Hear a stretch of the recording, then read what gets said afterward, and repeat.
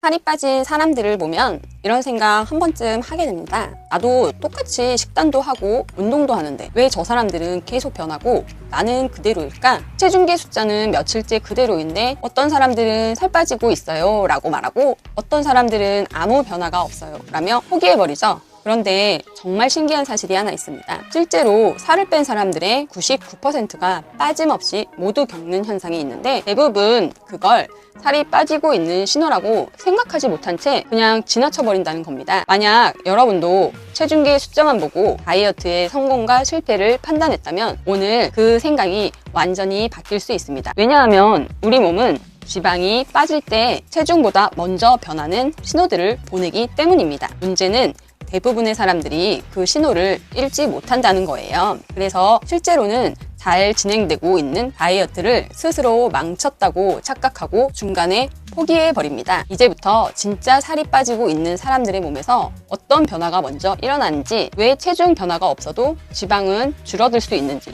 그리고 다이어트에 성공한 사람들이 공통적으로 경험한 5가지 신호를 하나씩 알려드리겠습니다. 최근 들어 체중계 숫자가 그대로라 답답했거나 분명히 노력하고 있는데 변화가 없는 것 같아 의심이 들었다면 오늘 영상 끝까지 보시면 지금 여러분의 다이어트가 제대로 가고 있는지 직접 확인할 수 있을 겁니다. 첫 번째, 뱃살이 말랑말랑해집니다. 원래 단단했던 뱃살이나 허벅지살이 어느 순간 부드러워지는 것을 경험하신 적 있으신가요? 많은 분들이 근육이 빠진 것 같다고 걱정하시는데 사실은 반대입니다. 혹시 살이 처지는 건 아닐까? 근육이 빠지고 있는 건 아닐까? 이런 걱정도 하시는 분들이 많습니다. 지방이 분해되기 시작하면 두껍고 단단하게 뭉쳐있던 지방층이 점차 얇아지면서 말랑한 느낌으로 바뀌게 됩니다. 특히 복부를 잡았을 때 전보다 두께가 줄어들고 부드럽게 느껴진다면 살이 빠지고 있다는 매우 긍정적인 신호입니다. 실제로 살이 빠진 사람들 중에는 체중 변화보다 먼저 손끝에서 이런 변화를 느꼈다고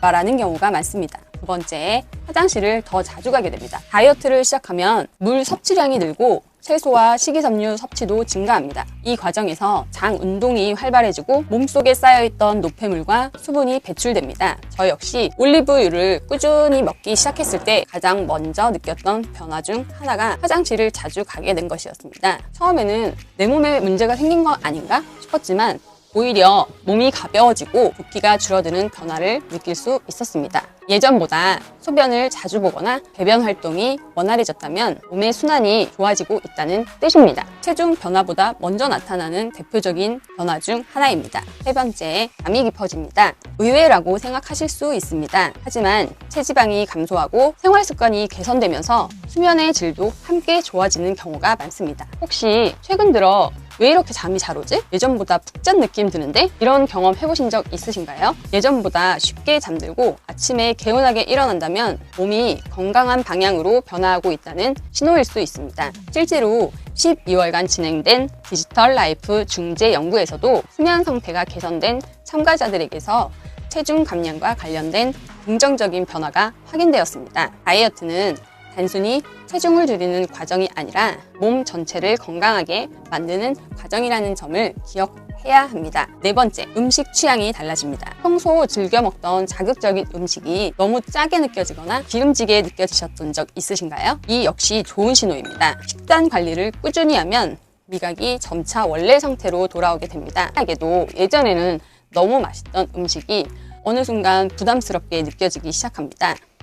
많은 사람들이 입맛이 변한 것 같다 라고 표현하는 그 순간입니다. 예전에는 맛있던 음식이 부담스럽게 느껴지고 담백한 음식이 더 맛있게 느껴진다면 몸이 건강한 식습관에 적응하고 있다는 의미입니다. 다섯 번째, 체중은 그대로인데 옷이 헐렁해집니다. 이것이 가장 중요한 신호입니다. 근육은 지방보다 부피가 작습니다. 그래서 체지방이 줄고 근육량이 늘면 체중은 그대로일 수 있습니다. 근데 체중이 그대로인데 살이 빠질 수 있나요? 아마 가장 궁금했던 부분일 겁니다. 하지만 허리 둘레가 줄고 바지가 헐렁해지고 셔츠 핏이 달라집니다. 실제로 몸매 변화는 체중계보다 옷이 먼저 알려주는 경우가 훨씬 많습니다. 그래서 다이어트에 성공한 사람들은 체중계의 숫자보다 바지 허리 사이즈를 더 신뢰하기도 합니다. 그래서 다이어트 중이라면 체중계보다 눈바디와 옷 핏을 함께 확인하는 것이 중요합니다. 많은 사람들이 체중계 숫자가 줄지 않는다는 이유만으로 다이어트를 포기합니다. 하지만 진짜 중요한 것은